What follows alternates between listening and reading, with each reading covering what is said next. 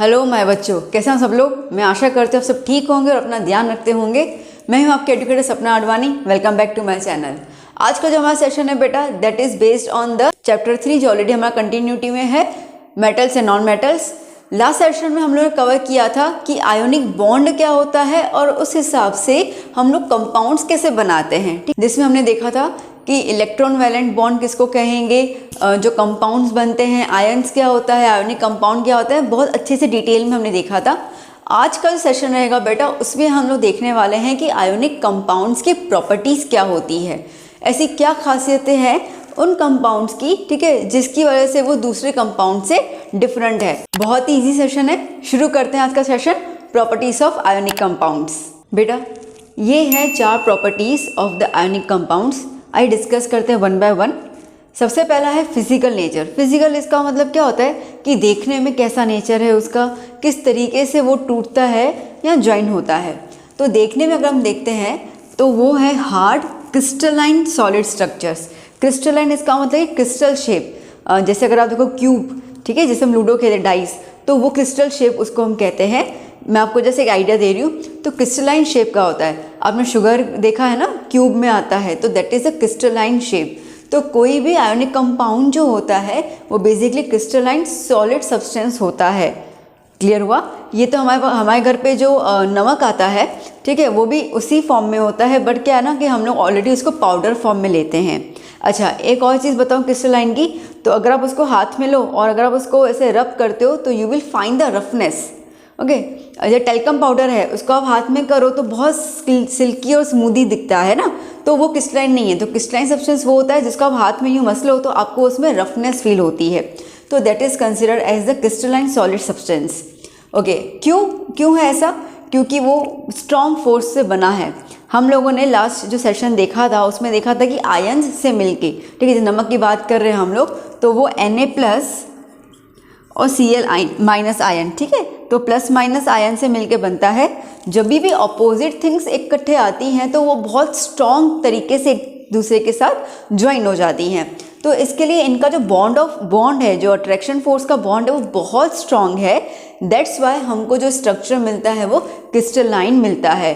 अगर आपको एक सॉलिड फॉर्म है और आप उसको अगर कूट रहे हो, ठीक है, आप उसको ब्रेक कर रहे हो बाय अप्लाइंग सम प्रेशर, तो वो छोटे छोटे ब्रिटल पीसेस में जो है वो डिवाइड हो जाएगा, बिल्कुल छोटे छोटे पीसेस में डिवाइड हो जाएगा।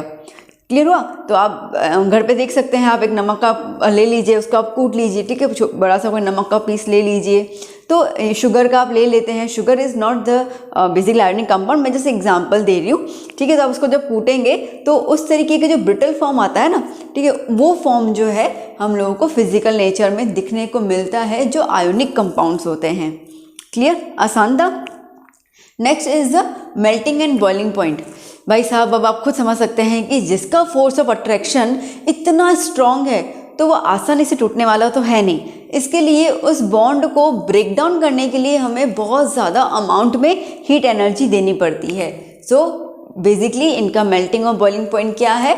हाई है। Yes, they have the high melting and boiling point.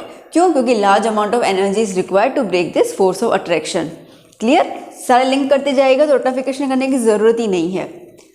Third बात करते हैं सॉल्युबिलिटी।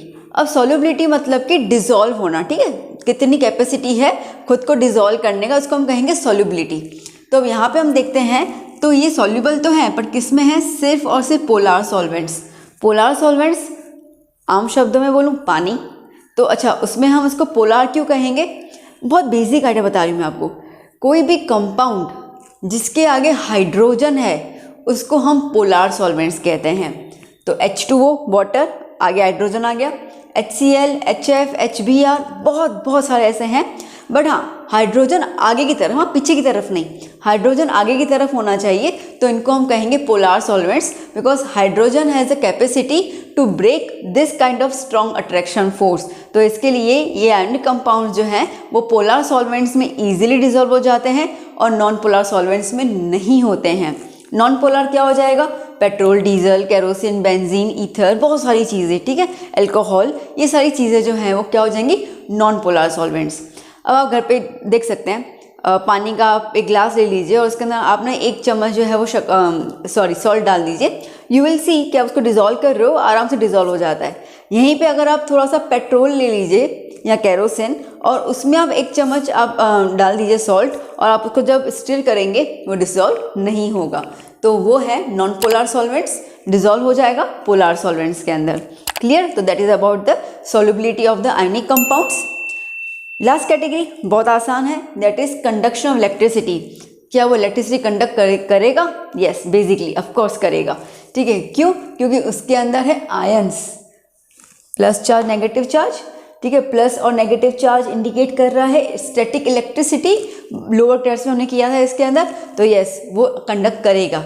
बट अगेन कंडीशन है, क्या कंडीशन है कि वो हमारा जो भी कंपाउंड हो वो या तो मोल्टन स्टेट में हो या तो एक्वियस सॉल्यूशन में हो, या मोल्टन में या तो एक्वियस में, सॉलिड में नहीं कर पाएगा।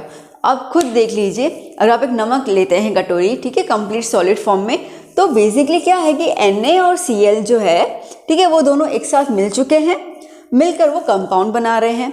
इसके लिए अगर हम नमक को हाथ लगाते तो हमें कोई करंट फील नहीं होता।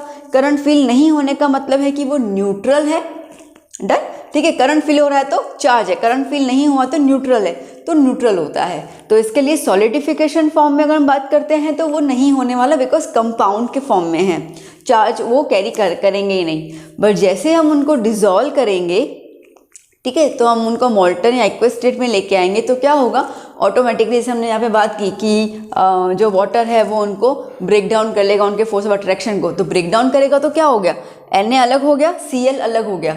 अब Na अकेला अलग थोड़ी होगा, चार्ज कैरी करके अलग होगा, तो Na प्लस और Cl माइनस। तो अब ये क्या हो गया, ये फ्री हो गए, इनके बीच का बंधन तोड़ दिया। ठीक है, फ्री हो गए, फ्री होके मूव करेंगे। अगर चार्ज मूव करता है तो एनर्जी प्रोड्यूस करेगा। इसके लिए हम कह सकते हैं कि इलेक्ट्रिसिटी जो है वो कंडक्ट करते हैं ये कंपाउंड, बट सिर्फ एक्वस सॉल्यूशन या मोल्टन स्टेट में होना कंपलसरी है।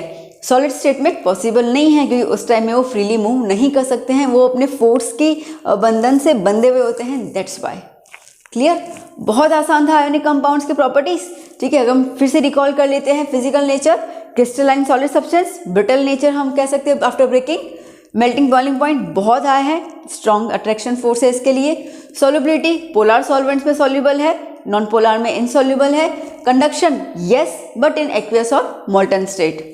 आई होप आपको ये प्रॉपर्टीज क्लियर हुई हो, समझ में आई हो। अगर आपको ये वीडियो अच्छा लगा हो तो प्लीज़ लाइक दीजिएगा, recommend my video and my channel to your friends. हम मिलते हैं हमारे नेक्स्ट सेक्शन में। Till then bye bye, take care.